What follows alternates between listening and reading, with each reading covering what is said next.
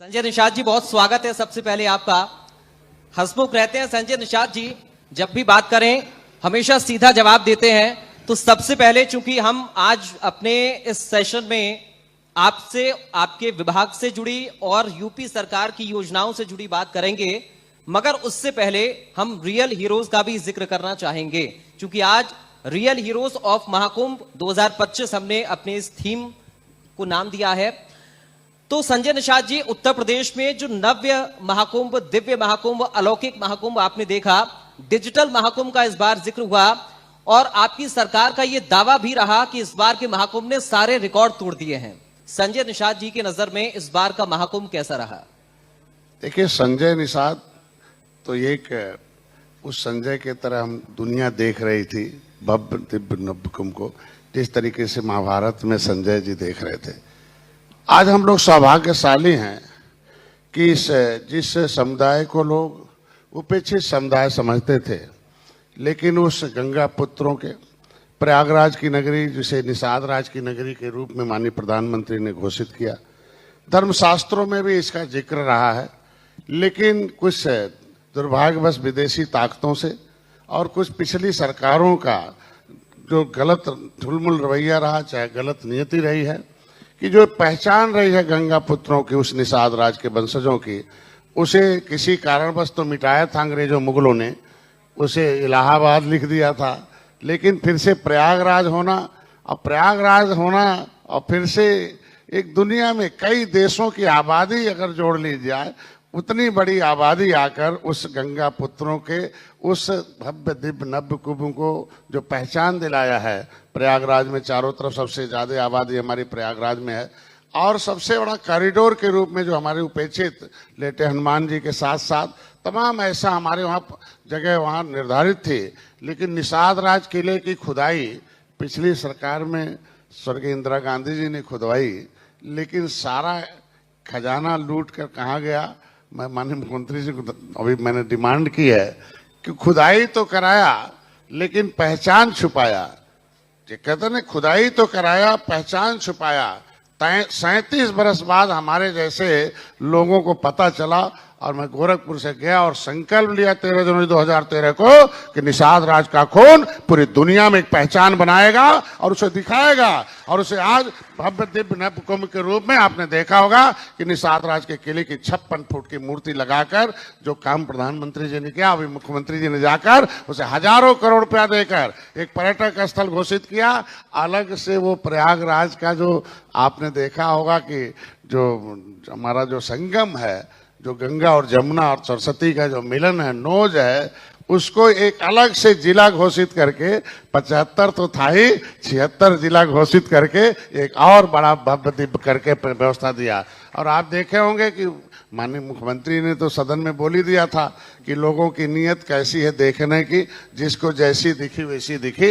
लेकिन हम लोगों को तो प्रयागराज की धरती, वेद शास्त्रों और धर्म शास्त्रों में लिखा हुआ है कि प्रयागराज की धरती स्वर्ग की धरती कही जाती है। इसलिए दुनिया के लोग उस स्वर्ग धरती पर आकर, हमारे निषाद राज के किले के बगल में एक श्मशान घाट है, जहाँ 4 प्रकार के लोग आते हैं उस किले पर। एक तो मृत आत्मा को भस्म करने आते हैं, और 50 मीटर दूर श्रृंगी ऋषि का मंदिर है, वहाँ माता शांता, वहाँ पुत्र की कामना, मतलब जी सृष्टि की कामना और सृष्टि की, मतलब उसके दूसरा जहां भगवान राम रात्रि विश्राम की हो, गंगा पार की हो।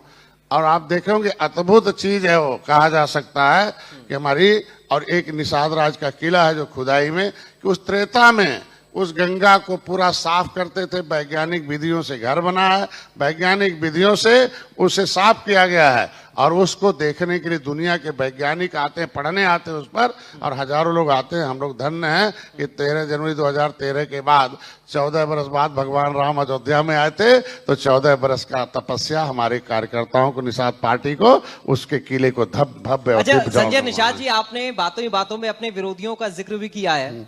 जो लोग राम मंदिर का विरोध करते रहे, जो लोग काशी कॉरिडोर का विरोध करते रहे, और जो लोग ये कहते रहे कि गंगा में डुबकी लगाने से रोजगार मिल जाएगा, आखिरकार उन लोगों को भी जाना पड़ा डुबकी लगाने, हरिद्वार के बाद फिर प्रयागराज भी पहुंचे। तो आपको क्या लग रहा है, क्या उन लोगों की किसी रणनीति का ये हिस्सा है या फिर मजबूरी हो गई उनकी?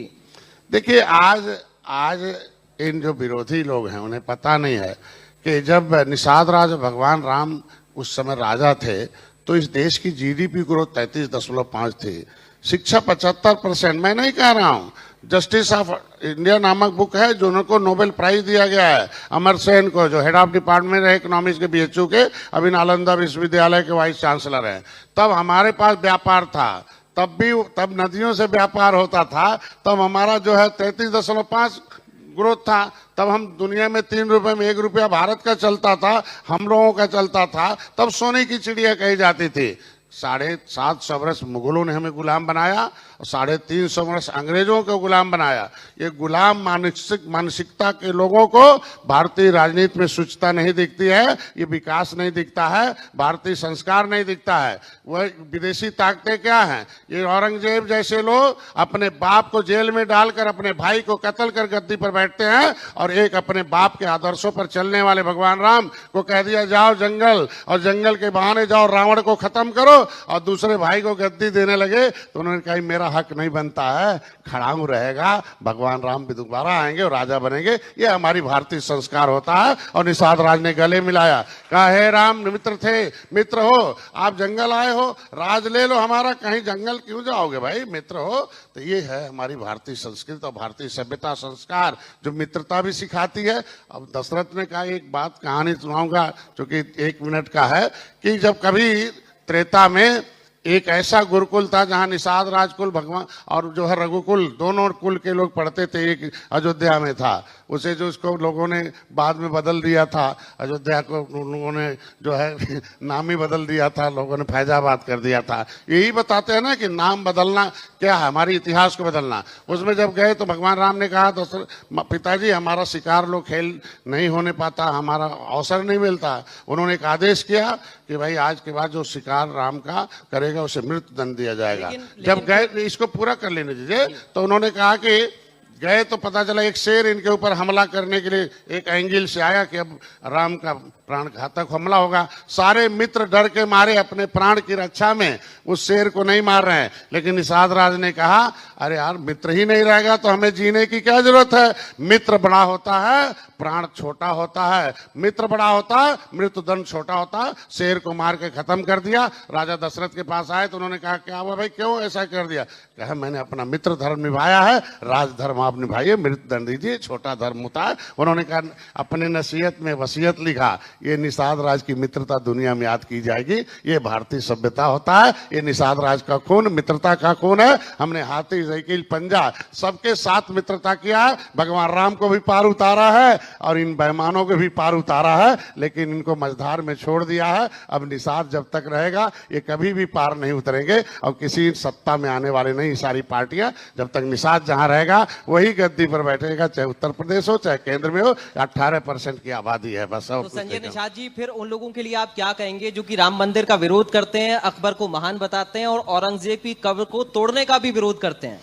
मैं तो हर वंश कहूंगा कि history is the mother of politics, movement is the father of politics. मैं कहूंगा हर व्यक्ति को अपने वंश पर गर्व करना चाहिए। मैं चाहूंगा विपक्ष के नेता उत्तर प्रदेश में हैं, कम से कम वो जिस वंश के हैं उस वंश पर कब्जा है। जिस तरीके से भगवान राम रात्र जहां विश्राम किए हैं, भगवान राम निषाद राज के किले पर, मैंने कहा कि अगर निषाद राज के जहां विश्राम किए हैं सीने पर मस्जिद बनी हुई है, तो लोकतांत्रिक ढंग से जिस तरीके से अयोध्या में बाबरी मस्जिद हटाया, राम मंदिर बना, वैसे उस किले से ये मस्जिद हटा दी जाए, निषाद राज का किला बना दिया जाए। तो मैं विपक्ष से यही कहूंगा कि उनके वंश के किले पर, जहां से उनके वंश का एक इतिहास रहा यदुवंशी का, अगर वहां मथुरा में अगर मस्जिद बना है तो मैं तो चाहूंगा कि पहले ही वो आवाज उठाए, अपने वंश का जो वो मथुरा मंदिर है उसे बनवाने के लिए आवाज उठाए। और देखिए कैसे पूरी दुनिया के लोग उनका साथ नहीं देते। जो अपने वंश के लिए नहीं कुछ कर सकता है वो राजनीति में क्या कर पाएगा। मैं इतना कहूंगा कि पहले तो कहते हैं कि इतिहास जो होती है प्रेरणा देती है, और प्रेरणा से जो है वो लोगों के अंदर जागृति होती है, और जागृति से सोच विकसित होती है, सोच से संगठन आता, संगठन में शक्ति होती है और सत्ता आ जाता। तो इनको कम से कम इसमें आना चाहिए कि अपने इतिहास से लोगों को प्रेरित करें और लोगों को जागृत करें और लोगों को अपने बिरादरी में कम से कम एकता कायम करें। और वो एकता तभी कायम होगा जब मथुरा के नाम पर वो एक साथ आएंगे। अब ये कहेंगे कि उनके ही वंशज के उस इतिहास पर जहाँ कृष्ण पैदा हुए हैं उसी पर मस्जिद बना रहे, तो पता चला जो अपने इतिहास को, अपने ही विरासत को नहीं ले सकता है तो दूसरे की विरासत क्या दिला सकता है। ये तो यही पहचान है ना इस उत्तर प्रदेश भारत की। कम से कम अपने निषाद जी ये कह रहे हैं अपने विरोधियों को कि अगर ऐसी सोच रख ली होती तो संगठन भी मजबूत होता, हो सकता है सत्ता में भी होते। अपूर्वा, अरे मैं तो ये कहूंगा कि आपने देखा होगा वही हुआ जिस तरीके से औरंगजेब ने अपने बाप को हटाकर और वही बैठा, तो उनके यहाँ भी इतिहास है। मैं ज्यादा नहीं कुछ कहूंगा, मैं कहूंगा कि प्रेरणा से सभी देखो, एक जिसके लिए पार्टी बनी हो, अगर पिछड़ों के नाम पर पार्टी बनी हो तो पिछड़ों की आवाज उठनी चाहिए, शोषित वंचित की आवाज उठनी चाहिए, न कि धर्म की आवाज उठनी चाहिए। धर्म के लिए पार्टी बनी हो तो उसमें बाइलाज में जाकर लिखवा दें लोक प्रतिनिधित्व कानून में। अभी देखिए भारत का संविधान इजाजत देता है क्या कि मैं धर्म की लड़ाई लड़ूंगा। धर्म की लड़ाई लड़ने का कोई भी हम ही जनता जनार्दन पार्टी में बनाया था और इन्हीं लोगों ने आपत्ति किया था कि जनता जनार्दन में जनार्दन शब्द भगवान कृष्ण का नाम है, इसलिए पार्टी नहीं मिलेगी डॉक्टर संजय। तो मैं कहता हूं समाजवादी पार्टी धर्म की लड़ाई लड़ने के लिए बनी थी क्या? बहुजन समाज पार्टी धर्म की लड़ाई लड़ने के लिए बनी थी क्या? आज के दिन धर्म तो एक हमारा सहारा है इन इस देश की जनता के विकास की लड़ाई में, संविधान में मिले हुए अधिकार की लड़ाई लड़ने की बात करें। बाकी से यही मैं चाहूंगा, विपक्ष को एक सलाह देना चाहूंगा। संजय जी, सलाह आपने दिया विपक्ष को, लेकिन समय समय पे औरंगजेब का मुद्दा भी गर्माता रहा है और ये भी विपक्ष की तरफ से आरोप लगाता गया कि विपक्ष अगर ऐसे बयान देती है तो फिर बीजेपी ऐसे बयानों को हवा भी देती है। राणा सांगा को गद्दार और औरंगजेब को महान बताया गया था। अबू आजमी साहब ने ये बयान भी दिया था। फिर विपक्ष ऐसे बयान देती है, जिम्मेदारी से पल्ला झाड़ लेती, फिर अखिलेश यादव डिफेंड करने मैदान में उतर आते हैं। अरे मैं तो गया था औरंगाबाद गया था ना, औरंगजेब के नाम ही पर औरंगाबाद बना हुआ। तो उस रास्ते में तो जब मेरी सरकारी गाड़ी मिली तो उसमें भी 10 पत्थर रखा था, तो पैर के नीचे पड़ गया 10 ठो पत्थर। तो हमने कहा यार ड्राइवर पत्थर क्यों रखे हो? कहा बीच में रास्ते में औरंगजेब का कब्र है और जितने लोग गुजरते हैं वो 10 पत्थर उसे मार कर 10 गाली देकर जाते हैं। हमने कहा अरे यार ऐसे आदमी का हमने कहा 2 मिनट रोका, हमने कहा चलो भाई हमारे लोगों का ऐसा संस्कार नहीं रहा है, लेकिन जो इस तरह की जिसका कृत्य रहा हो उसको आदर्श मानते हो, कम से कम या तो भारतीय राजनीति से अलग हो जाएं और नहीं तो ऐसे लोगों को बयान देने पर वालों को सपा को अपने पार्टी से बाहर निकालना चाहिए। और नहीं तो फिर ऐसे ही होगा, औरंगजेब को आदर्श मानेंगे तो कृष्ण का भैया राजनीति में तो कहा ना कि कृष्ण जैसे जो 16 गुण थे कृष्ण के अंदर, उसके अंदर जो गुण रहेंगे वही राजनीति में सफल होगा। तो इसके मतलब राजनीति के गुण छोड़कर औरंगजेब के गुण लाना चाहती समाजवादी पार्टी। तो अच्छे सलाहकार तो हम ही है ना कि औरंगजेब को हटाएं और समाजवादी पार्टी जिस विचारधारा की लाई थी, समाजवादी पार्टी में आपने देखा होगा कि लोहिया की विचारधारा की बात करते हैं और लोहिया की किताब को पढ़िए तो देखिए क्या लिखा है। उसमें सीधे लिखा है कि प्रयागराज जो है वो विकास तीर्थ परिषद बनना चाहिए, श्रृंगेरपुर धाम तीर्थ परिषद बनना चाहिए, अयोध्या तीर्थ परिषद बनना चाहिए, झगड़े खत्म हो जाने चाहिए। बताइए जिसके विचारधारा चलते हो वो झगड़ा खत्म करने की बात करता हो, सम्मान देने की बात करता और उसका विचारधारा पर औरंगजेब हावी हो जाते हैं तो क्या हो सकता है? लेकिन संजय जी देखिए, आप पर यह भी आरोप लगता रहा है विपक्ष का कि आप जातिगत राजनीति करते हैं, लेकिन आप कहते हैं कि जातिगत राजनीति मैं खत्म कर रहा हूं। आप एक तरफ खत्म करने की बात करते हैं लेकिन आप पर आरोप लगता है कि आप जातिगत राजनीति करते हैं। अब रोगी जब तक बीमार रहेगा तब तो अस्पताल में रहेगा ना, जब रोग ठीक हो जाएगा तो अस्पताल में क्यों रहेगा? ये जातियों की बीमारी है। ये संविधान में व्यवस्था दी गई है कि संवैधानिक अधिकार देकर, संवैधानिक व्यवस्था देकर उन्हें अवसर प्रदान किया गया है। उन जातियों ने अंग्रेजों से लड़ा, मुगलों से लड़ा है, व्यवस्था से लड़ा, प्रकृति से लड़ा है। ये उजड़े हुए लोग हैं, इन्हें विकास की मुख्यधारा में लाने के लिए आरक्षण की व्यवस्था दी गई है और जाति के रूप में आरक्षण देकर इनके बच्चों को डॉक्टर, इंजीनियर, वकील बनाकर, IAS PCS बनाकर अधिकारी कर्मचारी बनाकर और मंत्री मुख्यमंत्री और हर क्षेत्र में विधायक बनाकर विकास है। ये इनको अवसर है, इनके पुरखों, इनके परिवार के, इनके वंशजों के संघर्षों का वो परिणाम है, अवसर प्रदान किया गया है। भीख नहीं, आरक्षण। जाति को विकास करने के लिए संविधान में व्यवस्था दी गई है, इसीलिए डीएम को जात प्रमाण पत्र देने के लिए अधिकृत किया गया है। तो किसी का विकास तभी हो सकता है, संवैधानिक सुरक्षा। किस तरीके से दलित समुदाय अपमानित होता था, तो संवैधानिक सुरक्षा मिल गई तो देखो सम्मान मिल रहा। तो अगर मछुआ समुदाय का संवैधानिक अधिकार दिया गया है कि लेदरमैन, वाशरमैन, फिशरमैन, ये सारे लोगों को अनुसूचित जाति की सूची में सूचीबद्ध है। उसमें सीधे लिखा भारत के अधिनियम में अनुसूचित जाति अत्याचार निवारण अधिनियम 1950 है। तो अधिनियम से उनका अत्याचार निवारण होगा ना। तो उसमें इनके ऊपर इसके मतलब अत्याचार होता रहा कि मछली का काम करने वाले को केवट मल्ला मझवार कहेंगे, चमड़े का काम करने वाले को लेदरमैन कहेंगे, और उस तरीके से कपड़ा धोने वाले को धोबी कहेंगे। तो अगर संविधान में ऐसी व्यवस्था दी गई है, और संविधान ऐसे एक आदमी थोड़ी लिख दिया अम्बेडकर जी ने, ये पूरे प्रदेश के सभी राज्यों से मंगाया गया था, सोशली, एजुकेशनली, इकोनॉमिकली, जिनके अंदर बैकवर्डनेस हो और due to the custom of historical untouchability, ये गुण जिनके अंदर उनकी सूची भेजी जाए। तो 66 सूची उत्तर प्रदेश में दे दी गई।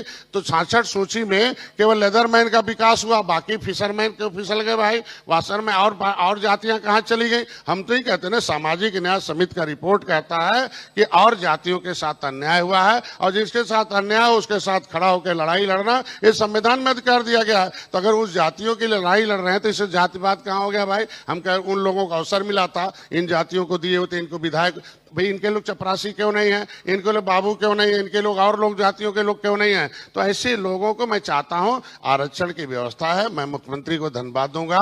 70 साल में पहले मुख्यमंत्री आए, उन्होंने आरजीआई से पूछा कि भाई आप डिसाइड करो कि इसमें क्या मामला है, ये जल्दी हमें बता दीजिए। केवट मल्ला मझवार अनुसूचित जाति के हकदार हैं, ये सेंसस मैनुअल आरजीआई ने स्पष्ट कर दिया। सामाजिक न्याय मंत्रालय दिल्ली को कर दिया कि आप इससे तुरंत दिशा निर्देश जारी करो। तो मैं कहता हूं अब तो केंद्र सरकार को चाहिए कि इन जातियों के साथ वादा किया था, इन भाई मैं कहता हूं राज्यपाल ने निकाल दिया कि ओबीसी में नहीं है, एससी में। भाई देखिए लिखा है अनुसूचित जाति अधिनियम में कि इन जातियों को, बच्चों को शिक्षा फ्री में दी जाएगी, इनको नौकरी रिजर्व है, इनको कोई अपमानित करेगा सीधे जाएगा जेल। जब दिल्ली के अधिनियम से सुरक्षा था तो उत्तर प्रदेश में इन बेईमानों ने जब 1994 में एक दूसरा अधिनियम बना दिया। अधिनियम मतलब अधिकारी को बनाया गया, इस नियम से इसको अधिकार देना है। अधिसूचना जारी है, अनु मतलब नीचे सूचित, मतलब सूचित किया जाएगा इन जातियों को। ये एक लाइन का है कि उत्तर प्रदेश में लोक सेवा अनुसूचित जाति अन्य पिछड़े वर्ग अधिनियम 1994 बनाकर इन जातियों को पिछड़ी डाल दिया। अब केवट मल्ला, राजभर, प्रजापति खाएंगे पिछड़ी, हैं पिछड़ी, अब इनके बच्चे खाएंगे खिचड़ी। भाई अनुसूचित जाति सूची में सूचीबद्ध है कि इनके बच्चे पढ़ेंगे लिखेंगे फ्री में। अब जिसके बाप का पैसा होगा पढ़ेगा, नहीं तो सड़ेगा। इसके मतलब ये व्यवस्था दी गई थी संविधान में कि बड़े लोग टैक्स चुकाएंगे, इस देश में उजड़े हुए परिवारों को सरकार पढ़ाएगी, सरकार व्यवस्था में देकर उन्हें आगे बढ़ाएगी। तो व्यवस्था छीनने वाले लोग हैं, इसीलिए जातियां खड़ी हुई। राजभर, केवट मल्ला, बिंद कश्यप खड़ा हुआ, ये इन छीनने वाले लोगों को सत्ता से बाहर कर दिया। भारतीय जनता पार्टी ने वादा किया है इसे पूरा कर दे, और नहीं तो पता चला भारतीय जनता पार्टी धोखा खा गई, 43 सीट हार गई। मैं मित्र हूं, सही बात बता रहा हूं, तो इसलिए इनकी व्यवस्था सही कर दे, नहीं तो आगे नुकसान हो जाएगा। इसलिए मैं आपके माध्यम से इस कहना चाहता हूं। संजय जी, इसी आपके कभी-कभी इन्हीं बयानों को लेकर यह भी कहा जाता है कि आपकी विचारधारा बीजेपी से मेल नहीं खाती है। अरे विचारधारा बीजेपी की, भारतीय संस्कृति की विचारधारा, हम लोग उसके अंग हैं, लेकिन उस भारतीय संस्कृति में रहने वाले जो पीड़ित होंगे उनको तो संवैधानिक विचारधारा से उनको अधिकार देना ही होगा ना।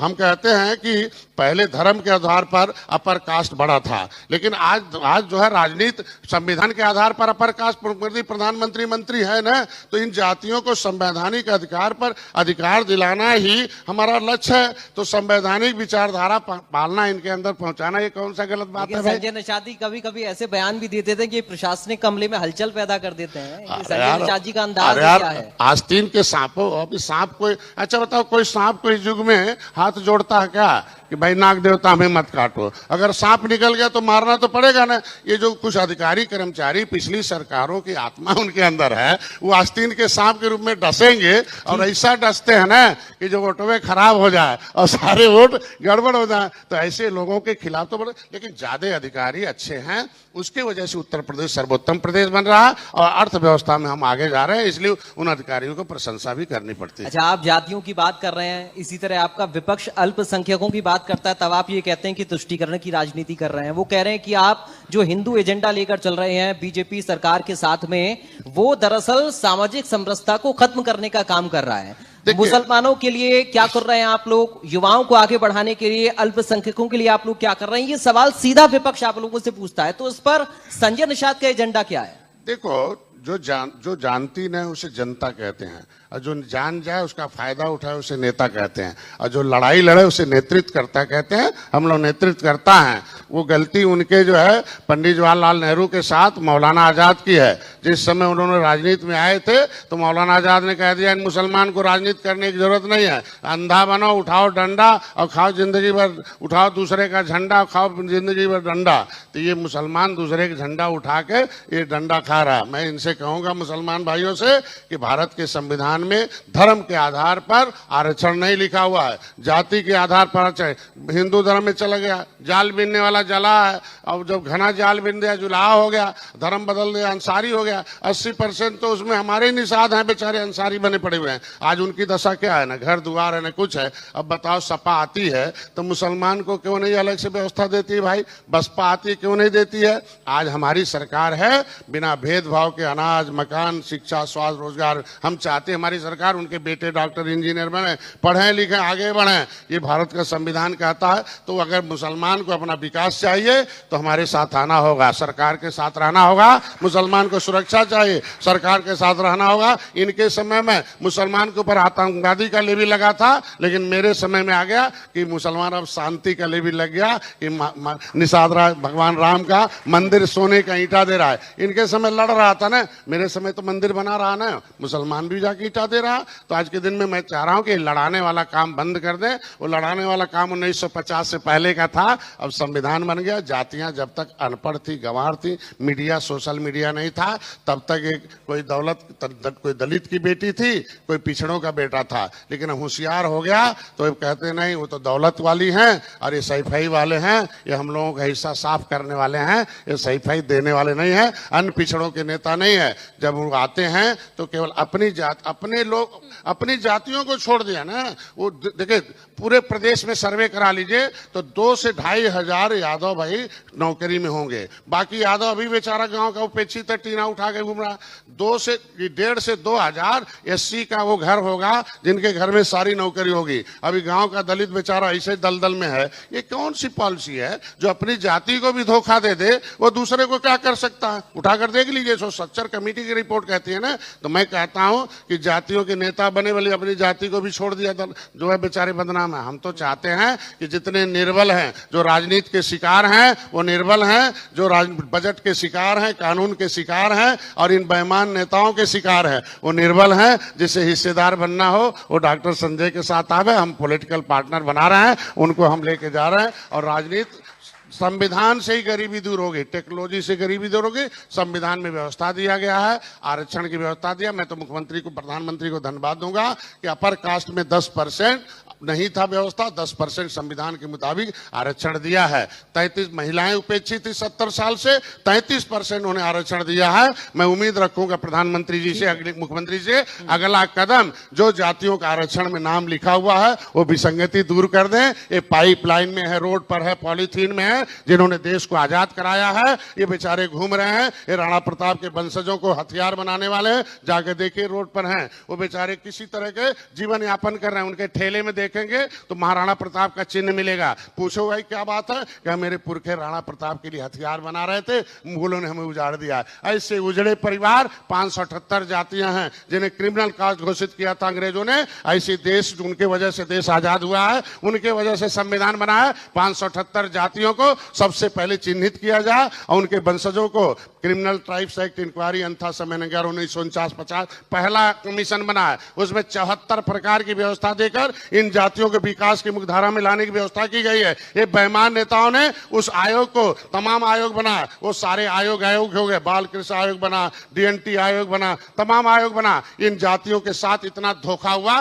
ये बेचारे दर दर की भीख मांग रहे हैं। जी मैं चाहता हूं कि इन जातियों के साथ आपके चैनल के माध्यम से मैं चाहता हूं प्रधानमंत्री मुख्यमंत्री को मैसेज जाए और इन जातियों के साथ एक सर्वे हो। ये जाति गणना की बात करते हैं, पहले विसंगति दूर हो जाए कि कौन व्यक्ति इस देश की आजाद में शहीद हुआ है, किसने इस जात के लिए व्यवस्था की है। 74 प्रकार की व्यवस्था देने की बात की गई है अंथा समय एंगियार क्रिमिनल ट्राइब्स इंक्वायरी कमेटी में। ये व्यवस्था लागू हो जाए। ये देश के संविधान का अंग है, आत्मा है जातियां। जब तक वो है उन जातियों के विकास के लिए बात नहीं करेंगे, उनका आह इनको खा रहा है। ये विपक्ष में जो बैठे हैं ना, उनका आह जो है दिल से निकला हुआ दर्द कि उनके पुरखों ने देश को आजाद कराया, फांसी पर चढ़े हैं, उजड़े हैं, जमीन ले लिया है। 40% लोग, 60% लोगों पर जमीन जायदाद नहीं है। ये बताओ क्यों है? इन्होंने लड़ा है, कानून से उजड़ा है। कानून बनाकर अगर अंग्रेजों ने उजाड़ा है तो कानून बनाकर जिस तरीके से सब कुछ दिया गया, मैं तो वक्फ बोर्ड का धन्यवाद देता हूं। मुसलमानों में बहुत ऐसी जातियां हैं जिन्होंने देश की लड़ाई लड़ी है। कौन से बड़े लोगों ने फांसी पर चढ़ा भैया? ये गरीब के बेटों ने डंडा, हथियार, बल्लम, फारसा लेकर निकले थे, तब अंग्रेजों को नदियों में डुबो के मारे थे, देश को आजाद कराए थे। हमारा अंग्रेजों मुगलों को मौत के घाट उतारा है, भगवान राम को भी पार उतारा है और इन बेईमान पार्टियों को भी सत्ता में पहुंचाया है। मजेदार बैठा मैं चाहता हूं। आपके विभाग से जुड़ा हुआ सवाल है, और आप एक ऐसी पार्टी के साथ सत्ता में हैं जो कि युवाओं को राजनीति में लाने की बात करती है, उन्हें प्रशिक्षण देने का काम करती है। तो मत्स्य विभाग में आप क्या ऐसा काम कर रहे हैं कि हम मत्स्य पालन के लिए युवाओं को आगे ला पाएं, इसको आधुनिक बना पाएं और देश में अग्रणी राज्य के तौर पर उत्तर प्रदेश को आगे बढ़ा पाएं? देखिए, हमेशा बात की गई अवतार की, मत्स्य अवतार भी है। इस युग में पहली बार है कि जो मत्स्य विभाग की चर्चा चैनलों में होती है, जगह जगह होती, जब से मैं आया हूं। पहले तो हमारे अधिकारी मुंह छिपाते थे, अगर ससुराल जाते थे तो पूछते थे किस विभाग के हैं, तो वो अपने विभाग का नाम नहीं बताता था, कितना उपेक्षित विभाग था। अभी मत्स्य विभाग को आधुनिकीकरण किया गया है। हमने लगभग 14,000 लोगों को मैंने लाभान्वित किया है। उसमें से लगभग 13,500 हमारे बिरादरी के होंगे, जो है 500 दूसरे बिरादरी के होंगे। मैंने उसके लिए देखो करोड़ों की मिल दिए है। अपने बिरादरी के लोगों को पहले है कि उनको 60% सब्सिडी महिलाओं को है। 2 करोड़ की मिल दिया। अभी लोगों को 2-2 करोड़, 1-1 करोड़ की मिल, 50-50 लाख लोग। अभी तो लोगों के मन में था हमारे पास खेत बाड़ी होगा, पोखरा होगा तो मछली पालेंगे, तब होंगे, तब मछुआरा कहलाएंगे। ऐसा नहीं है। दरवाजे पर आप बैकार्ड लगा लोगे तो भी पालोगे। मतलब तमाम तरह से हमने इनको सुविधा देकर, शिक्षा देकर, इनको ट्रेनिंग देकर उन्हें आया हूं। अब आप $1 ट्रिलियन इकोनॉमिक में आप देख लो ग्राफ, 27% का ग्राफ हमारे मत्स्य विभाग का है। 1 नंबर का विभाग हमारा है 1 ट्रिलियन इकोनॉमिक में। तो मैं कहूँगा, धन्यवाद दूंगा माननीय मुख्यमंत्री को, अवसर दिया है। हमने शिक्षा पर काम किया। पहला काम है, बिना गरीबी तो शिक्षा से दूर होगी।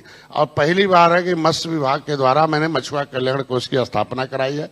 मैंने जो 2 लाख से कम आय वाले बच्चे होंगे उनको हाई स्कूल में 10,000, इंटर में 20,000, बीए में 30,000 और उससे ऊपर पढ़ेगा 50,000 अनुदान देंगे। ये देकर उनके बच्चों को पढ़ाएंगे। लेकिन किसी भी विभाग में मेरा विभाग, मेरे बिरादरी चपरासी नहीं है, मेरे विभाग का कोई बाबू नहीं है, वो कोई अधिकारी कर्मचारी तो कोसों का दूर है। तो जो सत्ता में, भाई देखो, जो भर्ती हुए अधिकारी कर्मचारी हैं वो ज्यादातर सपा बसपा के समय के हैं। और जब से मैं आया हूं तब से वो अधिकारियों के दिल में इतना दर्द होता है कि जैसे डॉक्टर संजय के नाम सुनते हैं, कहते हो हम लोग उसी हाथी को हटाने वाले डॉक्टर संजय का फाइल आ गया, इस साइकिल को हटाने वाले डॉक्टर संजय की फाइल आ गई। अब पता चला उसमें एक लाइन लिखते हैं, फिर घूम के 6 महीने घूमती रहती है। तो ये तो सोच है। तो इसलिए मैं चाहता हूं कि हमारे को सुधारने के लिए हमें लगता है कि इस तरीके के बयान आप अक्सर दे देते हैं।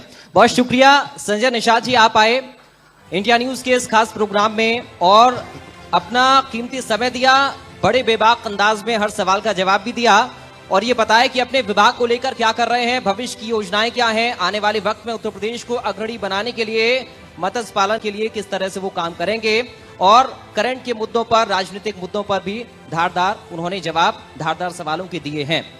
तो संजय निषाद जी, बहुत शुक्रिया।